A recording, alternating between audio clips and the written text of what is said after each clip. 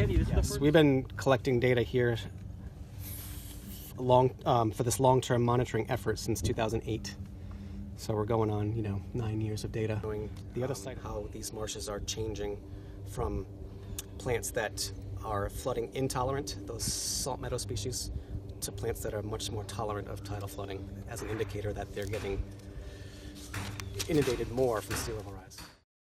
There's sea level rise as this sort of umbrella stressor affecting everything at a large scale, but there's these other stressors that are happening at the same time that can exacerbate the effects of sea level rise. Things like nutrient enrichment, which can do negative things to plant growth. Crab overabundance, which can clip the grasses away.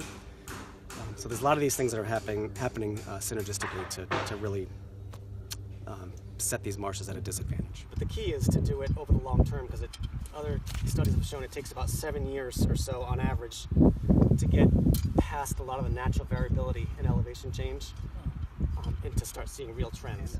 If the marsh is growing vertically over time, then these pins will rise up with it. Yep. Yeah. So they're going to be higher and higher year after year.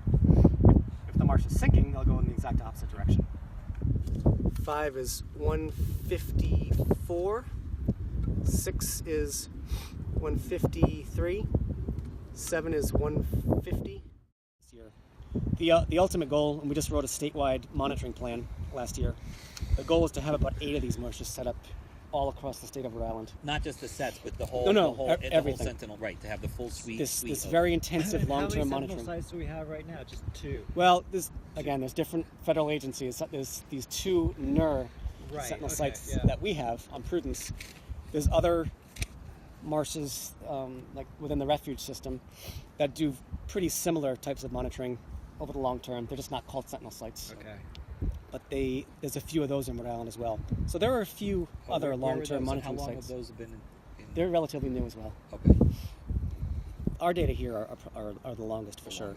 Okay. So they're eroding so quickly because there's nothing to hold them in place. The vegetation is completely gone.